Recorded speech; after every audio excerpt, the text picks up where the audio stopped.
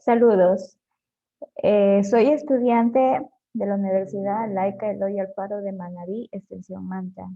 Mi facultad es de Ciencia de la Educación. Mi nombre es Mero Espinales Ana Berta. Lo que les voy a presentar en este espacio, es mi portafolio virtual de tercer semestre de primer parcial. Como dije anteriormente, estoy en tercer semestre de educación inicial para el ELOA. La asignatura que voy a compartirles en este momento es Fundamento de la Neurociencia Educativa, encargada por la psicóloga Joana Elizabeth Bello Piguave, con el periodo que estamos actualmente, 2021-2022. Aquí les estoy compartiendo el índice que vamos a ir evolucionando con cada uno de los temas. Como introducción tenemos efectivamente la asignatura de Fundamentos de la Neurociencia Educativa encargada por la licenciada que mencioné, la licenciada Joana Bello, nos ha enseñado cuál relevante es esta materia para nuestra preparación profesional en el área de educación inicial. Quisiera compartir un poco qué es lo que realmente nos enseña esta materia. En sí, lo que nos enseña esta maravillosa asignatura es sobre el cerebro y cada una de sus funciones, y ya sea externas o internas. Sin embargo, el tema central de todo este tema es globalizar, es sobre la neurociencia. Y bueno, ¿y qué estudian las neurociencias? Sabemos que las neurociencias son el conjunto de ciencias y disciplinas científicas y académicas que estudian al sistema nervioso, centrado en su atención en la actividad del cerebro y su relación e impacto en el comportamiento. Además, la idea de la neurodiversidad es establecer un cambio de paradigmas en las escuelas, en lugar de ver a los alumnos con problemas de aprendizaje sufriendo de un déficit, se sugiere que hablemos de sus fortalezas. Algo importante que debemos saber es cómo aprender, cómo aprender el cerebro humano. La neurociencia nos dice que el cerebro no aprende repitiendo, sino que la información se consolida haciendo movimientos, creando, emocionándonos.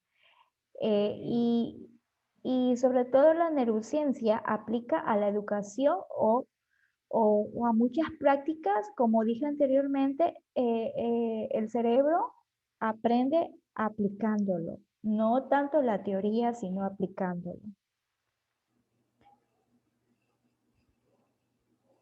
Bien, tenemos como segundo tema que realizamos junto con la docente, tenemos lo que es la infografía, como con el tema de la neurociencia y su relevancia en la educación. Pues bien, aquí tenemos el tema que es una guía importante en esto. Nos dice que la neurociencia y su importancia en la educación es un tema muy relevante en el área del área educativo, siempre y cuando de los niños en las aulas de clase. Esto es muy importante que nosotros como docentes debemos de tener centrado en nuestro conocimiento, ya que como futuras docentes que vamos a ser a futuro, debemos de aprender a saber cuál es la función del cerebro para así nosotros poder identificar las falencias que tiene cada niño en su cerebro, ya sea positivos o negativos. Aquí en este tema vemos que hay muchos autores que tienen sus opiniones, tuvieron muchas revelancias, tuvieron muchas investigaciones donde ellos llegaban a descubrir y a descubrir avances, sobre todo, de cómo poder trabajar para que el cerebro evolucione lo mejor posible. Bien, aquí la docente nos envió a hacer un ensayo sobre el tema la neurociencia aplicada en los procesos educativos. Quisiera compartirle un poquito lo que yo hice en mi ensayo. Y dice así: la neurociencia es una ciencia única, es el conjunto de disciplinas científicas que estudia el sistema nervioso. Como pueden darse cuenta, la neurociencia no solamente estudia lo que es el cerebro, sino también todo lo que significa el sistema nervioso, ¿verdad? Y con el fin de acercarse a la comprensión de los mecanismos que regulan el control de reacciones nerviosas y de comportamientos del cerebro. Como dije anteriormente, este tema nos hace aprender para enseñar también las funciones del cerebro, sean positivas o negativas.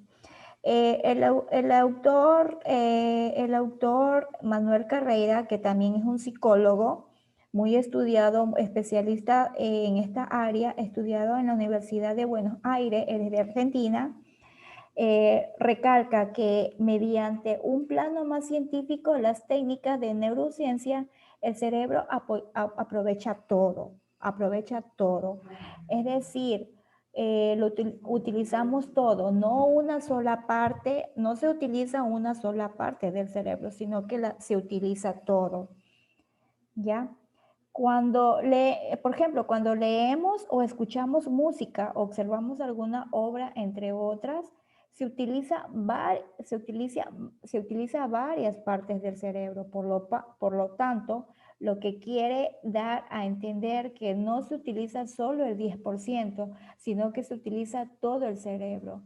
Pues bueno, este psicólogo enseña algo muy importante, que la neurociencia ayuda a la educación, como dije anteriormente. Es increíble lo que podemos aprender mediante estos temas, ¿ya? Sin embargo, su funcionamiento mental del aprendizaje del cerebro es uno de los más grandes y amplios, porque sencillamente no recibe cualquier aprendizaje, no recibe unas gotas de cerebro, sino que se basa en la conectividad de las neuronas nuevas y conexiones, y es la porción más grande del encéfalo, y está formado por dos hemisferios, ¿sí? Bueno, aquí como pueden ver, tenemos lo que son el cerebro y los hemisferios cerebrales, sus funciones. Yo aquí pude dibujar a mano, como pueden darse cuenta. Los cerebros son prácticamente iguales, pero ¿por qué dibujé dos? Porque uno le vi con menos funciones y la otra le vi con otras funciones, pero de otra manera, pero prácticamente son iguales. Son iguales. Como pueden observar, en el hemisferio izquierdo tenemos racional, razonamiento, el lenguaje realista, ordenador, intelectual, habilidad científica. Sin embargo, en el hemisferio derecho tenemos lo que es creativo, intuitivo, artístico, apasionado, holístico y sentido musical. Podemos encontrar acá también lo mismo. En la parte frontal se encuentra lo que es razonamiento. Ya en la parte frontal estamos hablando de la misma palabra, dice frontal. Tenemos lo que dice es razonamiento, movimiento, emociones, atención y lenguaje. En el temporal tenemos lo que es audición, memoria y aprendizaje, lo que el niño aprende mediante lo que escucha. ¿Ya? En el tronco tenemos aquí lo que es el tronco encefálico, el cerebelo, el occipital, donde está la visión. Tenemos el parietal, donde el cerebro obtiene lo que es el tacto, gusto, olfato, y presión y temperatura. ¿Sí? Esos son los lóbulos cerebrales y sus funciones. Bueno, aquí tenemos cerebro con sus lóbulos y sus funciones, como dije anteriormente. Perdón un ratito, se me fue, se me adelantó. Sí, aquí tenemos vuelvo y repito, el cerebro y el hemisferio cerebrales y sus funciones. Tenemos el hemisferio izquierdo, donde está lógico, lineal, simbólico, abstracto, lenguaje, expresión oral, asociación, auditiva, ¿ya? Y en el derecho tenemos lo que es intuitivo, concreto, no verbal, temporal, expresión, artístico, creatividad, sentimientos y emociones. Aquí tenemos lo que es las neuronas y sus partes. Como pueden darse cuenta, está la dendrita, tenemos lo que es el cuerpo celular, el axo, núcleo, la vaina de mielina y célula Schwann y axo terminal. Bien, aquí arrancamos con los temas de exposición, que la docente nos distribuyó por grupo con cada uno de estos temas. Como se pueden dar cuenta, tenemos aquí los bloques de construcción de pensamientos. Pues nos indica que se caracteriza también por el desplazamiento, no nos libera de aquí y ahora, de modo que podemos comunicar tiempo y espacio a gente que nunca estuvo en el lugar o tuvo la experiencia que describimos. El lenguaje humano es un sistema flexible, de símbolos que nos permite comunicar nuestras ideas y pensamientos y sentimientos. En cuanto a la estructura del lenguaje, tenemos lo que es sonido y significado. Nos dice que el lenguaje hablado se basa en unidades universales de sonido llamadas fonemas que indican cambios significados. Fonemas son las articulaciones mínimas de un sonido vocálico o consonántico, mientras los morfemas es el campo de lingüística, la unidad mínima de analizable que posee el significado gramatical. Tenemos aquí lo que se refiere a imagen. La imagen o representaciones mentales no verbales, visuales, auditivas o olfativas pueden ser excepcionalmente poderosas.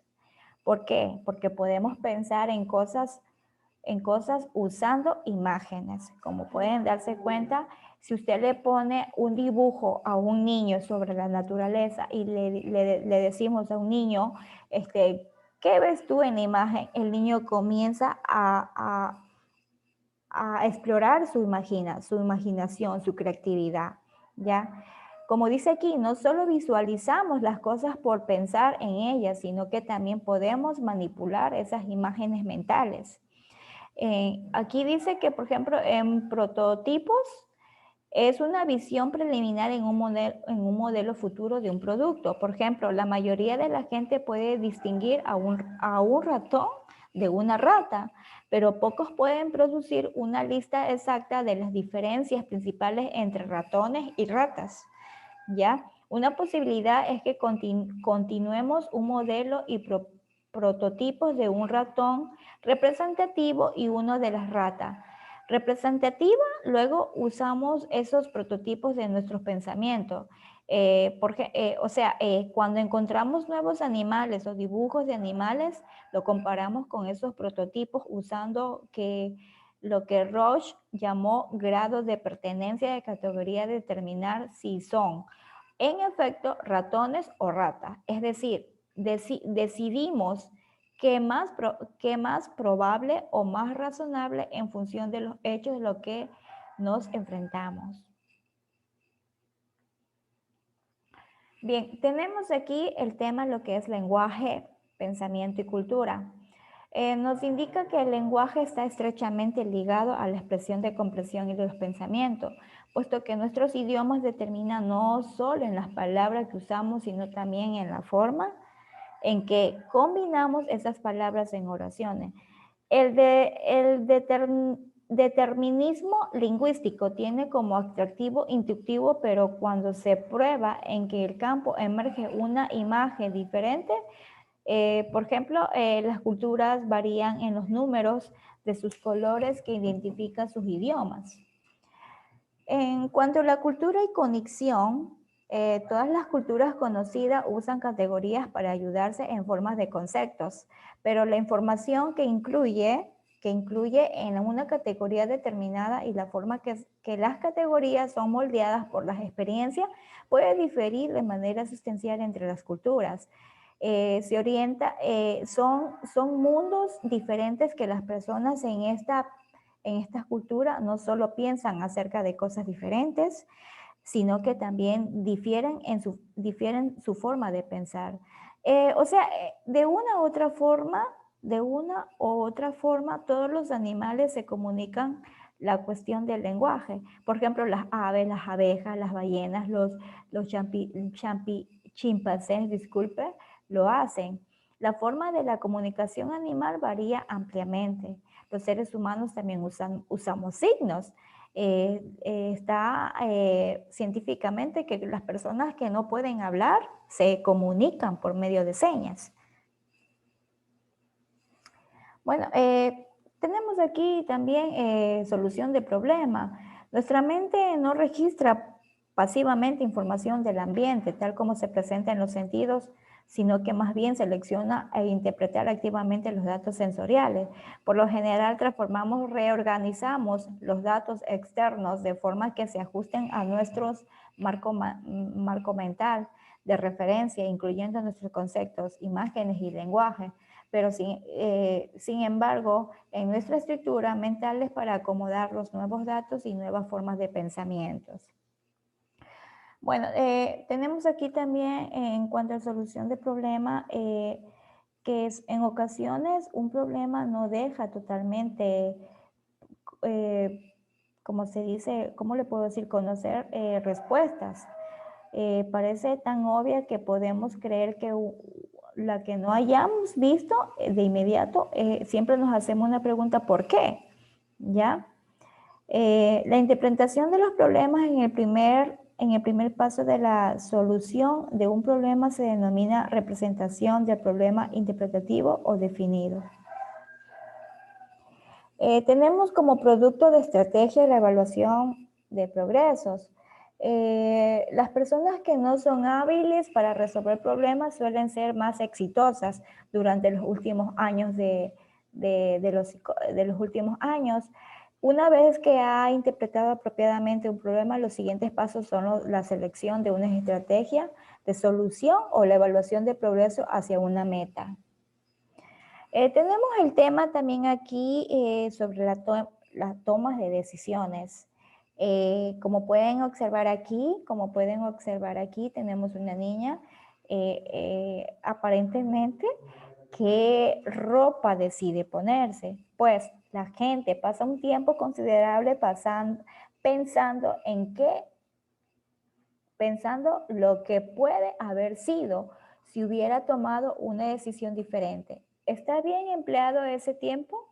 La toma de decisiones es un tiempo especial de solución de problemas en que ya conocemos todas las posibles soluciones u opciones.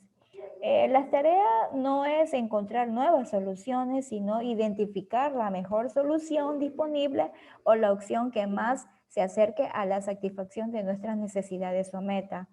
Sin embargo, las decisiones van desde asuntos triviales como qué ropa ponerse o a dónde cenar, o decisiones importantes como qué universidad asistir o si comprar una casa, hasta asuntos de vida o muerte.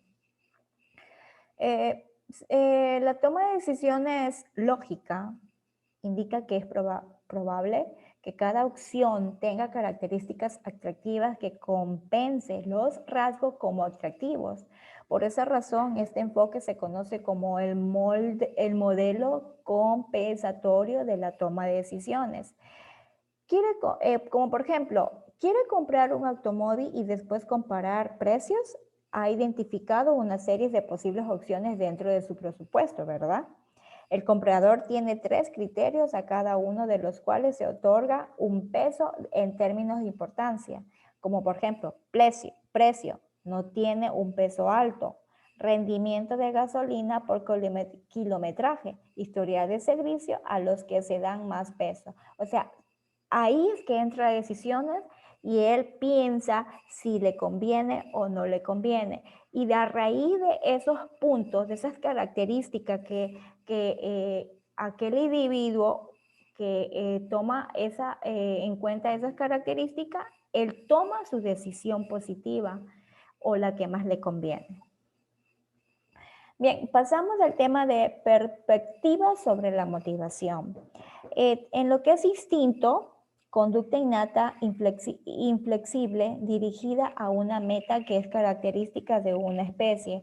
Al inicio del siglo XX, los psicólogos atribuían la conducta a los instintos, definidos como los patrones específicos de conductas innatas y característicos de toda especie.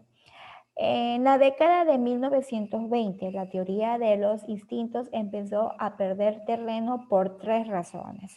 Vamos a ver cuáles son. La primera es la conducta humana más importante es aprendida. La segunda es que la conducta humana rara vez es rígida, inflexible, inalterable y común a todas las especies como sucede con los instintos. Atribuir cada conducta humana concebible a unos instintos correspondientes no explica nada.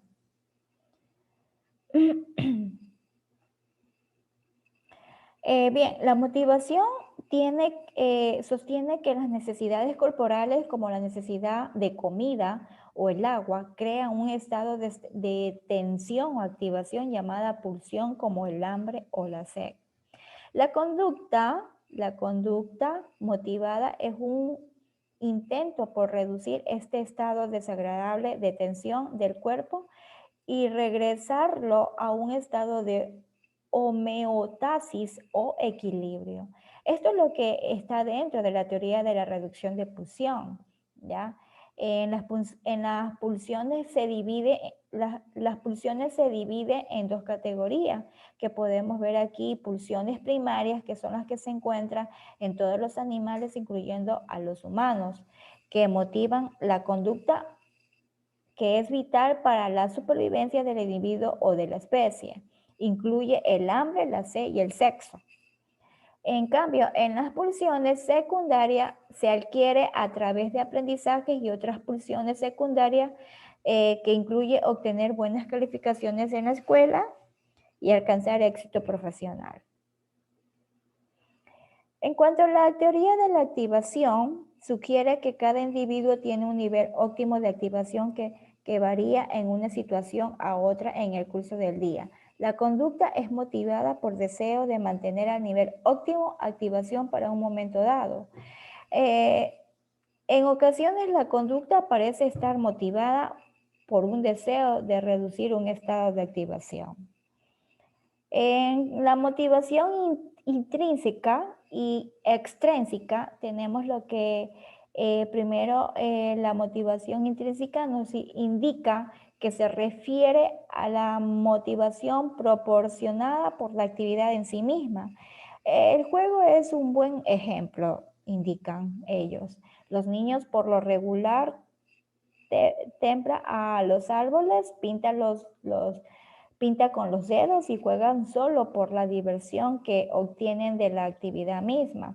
Sin embargo, la motivación extrínseca se refiere a la motivación que se deriva a las consecuencias de la actividad, como por ejemplo, un niño puede hacer sus tareas domésticas no porque las disfrute, sino para obtener una mesada, y un adulto que odia el Coke puede jugarlo con un cliente porque eso le ayudará a cerrar una venta.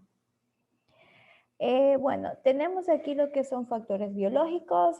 Dice que la investigación inicial estableció la importancia de hipolatamo como el centro encefálico relacionado con el hambre y la alimentación. Hipotálamo lateral, hipotálamo ventromedial, hipotálamo núcleo paraventricular. ¿Ya? Eso es lo que encontramos en los factores biológicos. En los factores culturales y ambientales indica que es la forma en que las personas responden cuando uno tiene hambre, variada de acuerdo con sus experiencias con las comidas, las cuales son rígidas principalmente por el aprendizaje y acondicionamiento social. En cuanto a los trastornos alimenticios y obesidad, tenemos lo que es anorexia, bulimia nerviosa, que la anorexia con frecuencia se agrava con otros trastornos alimenticios. En obesidad, que hay personas que heredan la tendencia de exceso de peso. En otros motivos tenemos lo que es la exploración, curiosidad, manipulación, contacto, agresión, logro, afiliación y una jerarquía de motivos. Bien, llegamos al tema de emociones. Tenemos aquí el desarrollo de la comprensión de los temas y consecuencias de las emociones. Como pueden darse cuenta, la capacidad de discernir y comprender las emociones propias y ajenas de unas habilidades que compone la competencia emocional, la cual nos permite conocer cómo y por qué las personas actúan como lo hacen o inferir lo que están ocurriendo emocionalmente a nuestro alrededor. Según el autor Sarni, gracias a esta habilidad podemos tener una interacción más adecuada y ajustada en los contextos sociales, dada por posibilidad de comunicar en estados propios y saber qué le pasa a los demás. ¿Ya? Las investigaciones en comprensión emocional han privilegiado el estudio de los antecedentes y ha desentendido el que atañe al conocimiento sobre las consecuencias de las emociones. Se diseñó una tarea para niños de 2 rangos de edad, que es de 4 a 5 y de 5 a 6 años, con dos historias, falencia positiva y negativa. Se midió la concordancia entre valencias, consecuencias históricas y la calidad de las justificaciones sobre las elecciones de las consecuencias. Se encontró que la concordancia cambia en función de la edad, la falencia de la historia y las justificaciones a la elección de consecuencias. Y las justificaciones dependen de la edad. O sea que existe una relación estrecha entre el desarrollo de comprensión y consecuencias de regulación emocional. Según el autor Harris, mejor dicho, los autores Harry, Master y Carlson, Meru, Otto, Sargent y Tabarscon proponían que la mayoría de los estudios en comprensión emocional se ha enfocado principalmente en los determinantes de las emociones. El estudio de los determinantes de las emociones consiste en destacar cómo los niños adquieren y usan conocimientos sobre las condiciones que son necesarias. La comprensión de las consecuencias de las emociones se refiere a aquellas creencias que tienen las personas sobre cómo las emociones que experimentan afectan su actividad. Bien, pues la comprensión de las consecuencias de las emociones cursa un proceso de desarrollo que inicia en los primeros meses de vida y finaliza cerca de la adolescencia. La edad de los 4 años resulta ser una época ideal para iniciar el rastreo de los cambios de comprensión de las consecuencias en las emociones. Dado por esta época, los niños ya son capaces de reconocer expresiones faciales de las principales emociones, como la tristeza, ira, alegría, temor, sorpresa y asco, que pueden comprender los eventos que la anteceden y la desencadenan.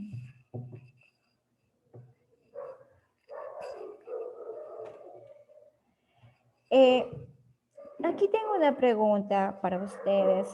¿Son universales las emociones? Pues personalmente yo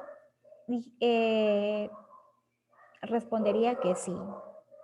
Porque ¿qué ser humano no tiene emociones? Yo creo que todo ser humano tiene muchas emociones desde que nace hasta su madurez. Pues los antropólogos respetan enormes diferencias en las maneras que otras culturas ven y categorizan las emociones. De hecho, algunos idiomas no tienen ni siquiera una palabra para emoción. Según Russell, los idiomas también difieren en el número de los vocablos que tienen para nombrar las emociones. En el inglés se incluyen más de 2000 palabras para describir las experiencias emocionales, pero el chino tiene solo 750 de esas palabras descriptivas para un lenguaje tribal. Tiene apenas 7 palabras que podrían traducirse en categoría de la emoción. Algunas culturas carecen de palabras para ansiedad, depresión o culpa. Es muy importante lo que estoy nombrando aquí en virtud de las diferencias en las emociones entre una cultura y otra. La tendencia actual es distinguir entre emociones primarias y secundarias. La mayoría de los investigadores usan 4 criterios para identificar las emociones primarias, que son, según el autor Plumchin, las emociones deben ser en lo siguiente: ser evidente en todas las culturas, contribuir a las supervivencias, estar asociada con una expresión facial distinta, y 4, ser evidente en primates no humanas. Todavía no existe consenso respecto a las emociones, sino que se clasifica como primarias, pero el número es pequeño, muy probablemente no sea más de una docena. Este incluye como mínimo el temor, el enojo y el placer, pero también puede incluir la tristeza, la repugnancia, la sorpresa y quizás algunas otras. Las emociones secundarias son aquellas que solo se encuentran en algunas culturas, y las emociones secundarias son muchas las primarias, pero una vez más no existe consenso respecto a las cuales o cuántas son. En cuanto a felicidad y bienestar, quizás las impresiones, la cantidad de emociones negativas, incluida en la lista anterior de las emociones primarias, ciertamente sobresale el temor, el enojo y la tristeza y la repugnancia. En los años recientemente ha surgido una perspectiva de enojo, la tristeza y la repugnancia. En los años recientes ha surgido una perspectiva relativamente nueva llamada psicología positiva, que se interesa en entender una de nuestras emociones más positivas, que es la felicidad. Pues, para el autor Seligman, los psicólogos, la felicidad es solo un aspecto de bienestar subjetivo. Además, la felicidad de bienestar subjetivo supone experimentar más emociones positivas que negativas. En cuanto a las teorías cognitivas de la emoción, de acuerdo con la teoría cognitiva de la emoción, la situación nos brinda señales como deberíamos interpretar nuestro estado de activación. Una de las primeras teorías de la emoción que tomaron en consideración de los procesos cognitivos fue que propusieron Steiner, Charm y Harriman, de acuerdo con la teoría que los factores de la emoción usamos luego la información acerca de la situación para saber cómo corresponde a esos cambios. Solo cuando reconocemos cognitivamente que estamos en peligro experimentamos esos cambios corporales. Esos resultados muestran que nuestras respuestas emocionales están directa y marcadamente afectadas por la forma interpretamos una situación o que interpretamos para todos nosotros. Tenemos comunicación no verbal en la emoción. Aquí tenemos, una buena parte de la información, que transmitimos no está contenida en las palabras que usamos, sino que en la forma que se expresa esas palabras. Tenemos aquí lo que es calidad de voz, lenguaje corporal, donde entra el enojo, temor, seducción, indiferencia, felicidad, tristeza. En espacio personal tenemos la distancia que las personas mantienen entre sí mismas y los demás. Tenemos que expresión facial es donde la persona ríe, llora, sonríe frecuentemente. Actos explícitos, la conducta no verbal ofrece señales de los sentimientos de una persona, no es una señal infalible. En género, cultura y emoción, nos indica que la experiencia nos dice que los hombres y las mujeres difieren considerablemente la forma de la que expresan la emoción y las emociones que deciden expresar. Los hombres y las mujeres reacciones con emociones muy diferentes ante una misma situación.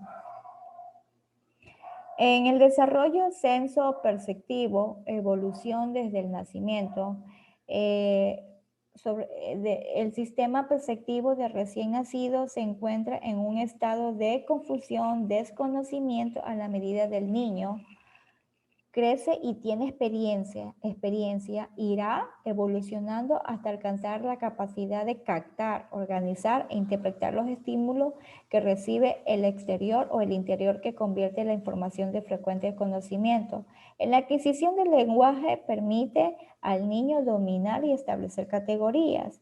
En la constancia perceptiva permite apreciar que los objetos permanecen constantemente. En lo que es el sistema sensitivo, está desarrollado ante el nacimiento de los niños, que tiene 5 sentidos desarrollados y menor o mayor medida desde el primer momento de vida. En el desarrollo sensorio-perceptivo, adquiere una relevancia fundamental, que es el nivel de maduración del cerebro de cada bebé, los estímulos que se ofrezcan desde el interior. Ambos factores están relacionados por el cerebro conforme van aumentando su tamaño y tienen más posibilidades de recibir información del interior, pero si no se le proporciona estímulo, el interior no madurará. Aquí tenemos lo que son varios desarrollos de visión. Tenemos lo que es el recién nacido, cuando tiene su visión inmadura y distinta a la vez de un adulto. Cuando tiene un mes, comienza el desarrollo de la capacidad o fijación de mantenimiento de la mirada.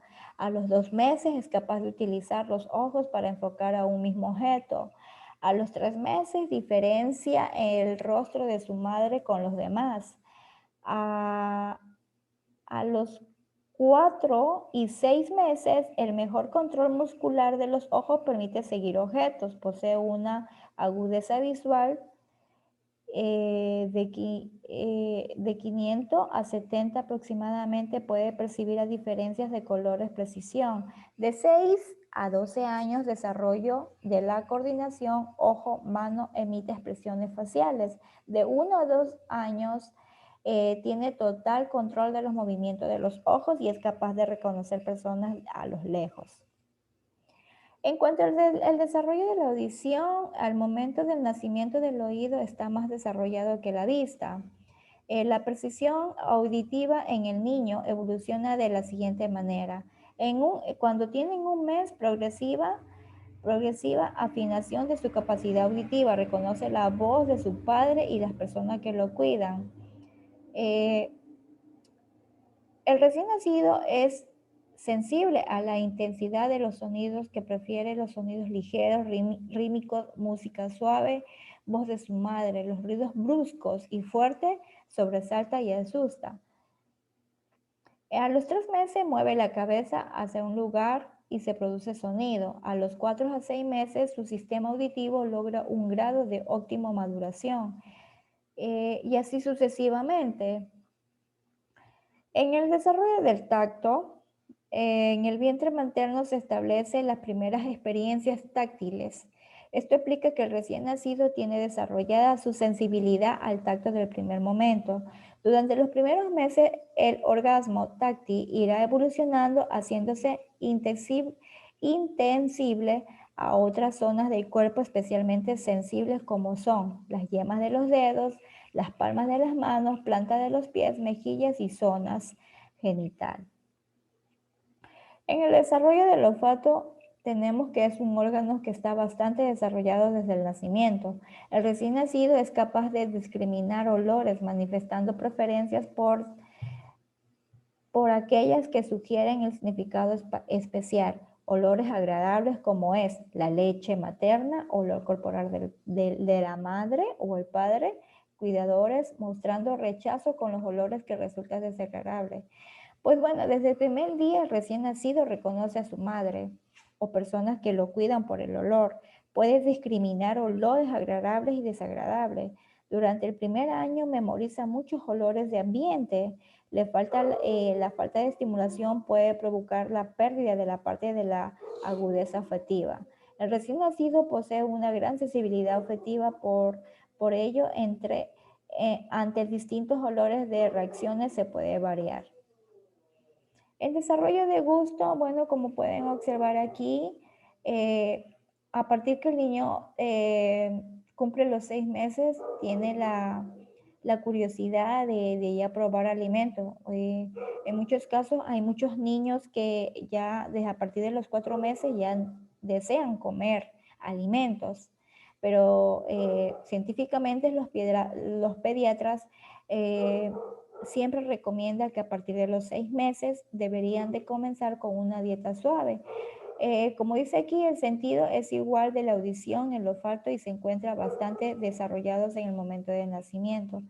Las papilas gustativas aparecen de los 7 a 8 semanas de gestación en el tercer trimestre del embarazo. Comienza a funcionar el líquido amniótico, que es el que transmite el feto de diversos gustos y sabores.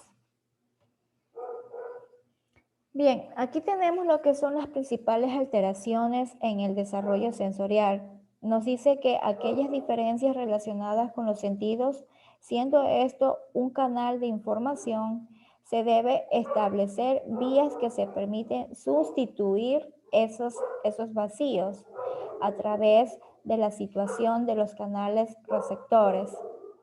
Alteraciones visuales.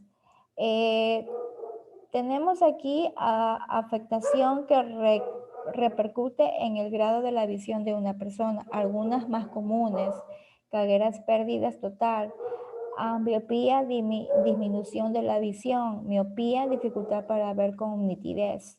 En alteraciones auditivas tenemos que según y tenemos que hay sorderas cuando la pérdida se sitúa por encima de este límite. Según el grado de pérdida, es cuando es leve, media, severa o profunda cefosis. Según el momento de aparición, es cuando hay sordera prebásica, sordera prebásica, sordera prelocutiva, sordera preoclusiva, y según la etiología, cuando hay sordera congénita y sordera adquirida. Bueno, aquí tenemos lo que es alteraciones olfativas, tenemos algunas características: insensibilidad olfativas, pueden ser total o parcial, hispomania, que es reducción para detectar los olores, sinusitis ocasiona fuertes dolores de cabeza, rinitis afecta los músculos nasales. En alteraciones gustativas tenemos la hipogeusia, disminución de la sensibilidad gustativa, ageusia, falta total de sensibilidad gustativa, y la paragüeria, que supone una mala interpretación de los gustos. En alteraciones táctiles, la insensibilidad táctil puede afectar cualquier sentido táctiles. Tenemos aquí la evolución del desarrollo motor. La evolución del desarrollo motor pasa por una serie de etapas en el transcurso de la vida del individuo, cada una de las cuales se caracteriza por una serie de hitos y sucesos motores clave. En el automatismo son movimientos voluntarios que se han automatizado debido a una constante y continua repetición de los mismos. En cuanto a la postura corporal, tenemos dentro de ella postura estática, que es la que se entiende a mantener a un determinado momento. En cuanto a la postura dinámica, es la que vamos adoptando para dar respuestas a la fuerza de gravedad que tiende a equilibrarnos. En cuanto al tono muscular, puede representar dos variaciones. La primera, que es hipertonía o paratonía, que son contracción y tensión exagerada a los músculos. En cuanto a la hipotonía y atonía, es la que falta de tensión y los músculos laxos y flojos. Los niños pequeños suelen presentar una hipotonía en los troncos y el cuello y con su hipertonia en las extremidades. Tenemos lo que es habilidades motoras básicas. En cuanto a la presión, es la capacidad de recoger o manipular objetos. En la presión refleja es la que es propia durante los primeros meses de vida. La presión voluntaria es el niño que empieza a coger objetos, es decir, que a los 6 meses de edad él ya comienza a coger objetos con mayor seguridad. En desplazamiento tenemos los movimientos capaces de provocar cambios o posición en el espacio del cuerpo de un segmento de este. Tenemos lo que es motricidad gruesa y motricidad fina. En lo que motricidad gruesa implica coordinación general, tono muscular, equilibrio y coordinación visomotora. En cuanto a la motricidad fina, trata de movimientos finos y precisos realizados con destrezas que requieren el desarrollo muscular y la madurez de él. En cuanto tenemos de principales alteraciones en el desarrollo motor, estas alteraciones en muchos casos suponen dificultades para la realización de actividades diarias de la vida cotidiana, dificultando por tanto el desarrollo integral del individuo, por lo que se requiere de elementos, estrategias y apoyos que posibiliten la eliminación a las barreras o obstáculos por las que las personas afectadas por encontrando al fin respuestas para esta solución a veces de las alternativas de desarrollo motor sea más eficaz y tenga mejores resultados. En trastornos permanentes y no progresivos causados por una lesión del encéfalo antes de que se completa su proceso de desarrollo y crecimiento, la parálisis cerebral dice que afecta al tono de movimiento y la postura corporal. Se caracteriza entre otros aspectos y en función de la tipología de parálisis cerebral que se trata podemos ver aquí movimientos involuntarios anormales, tono muscular anormal que afecta el control postural, ya que la ejecución de movimiento, trastornos de equilibrio, control deficiente de la cabeza, dificultad del lenguaje, inadecuado, articulación fonética, largas pausas, donde falló el ritmo. Pues será de diferentes tipos. Tenemos lo que es la estapáticas, que se produce como consecuencia de una lección cuando aún no está formado. En la mixta es cuando hay combinación de los 3 tipos anteriores. En la táxica, esta afecta el cerebro y por lo tanto al control postural, a los movimientos involuntarios del equilibrio estático y dinámico, dificultando la marcha y a la coordinación del óculo manual. Bueno, como reflexión, quiero compartirles que en lo personal, todos estos temas ha sido de mucha relevancia, muy importante sobre todo para nuestra profesión que estamos cursando en estos momentos. Quiero recalcar que como futuras estamos aquí nosotras para aprender, principalmente para aprender y enseñar a aprender, porque lo más fundamental que nosotros como futuras docentes debemos de nosotras capacitarnos y aprender lo mejor posible para que el día de mañana a futuro que nos toque estar al frente de una aula con muchos niños y de toda calidad de niño, de toda sociedad, ya sea media, alta o niños demasiado pobres, siempre nosotros como docentes debemos estar muy bien capacitados porque ni un niño piensa igual que el otro, ni un niño siente igual que el otro. Siempre nos vamos a encontrar con diferentes formas de pensar, con diferentes formas de sentir y de ver las cosas. Entonces, esa es la función que tenemos nosotros como docentes mediante esta asignatura no solamente es aprender a estudiar el cerebro, sino también aprender a ver los sentimientos y aprender a identificar las emociones de cada uno de los niños y niñas. Muchas gracias, licenciada Joana. Esta ha sido mi exposición sobre el portafolio virtual. Disculpando cualquier error. Muchas gracias antemano y bendiciones.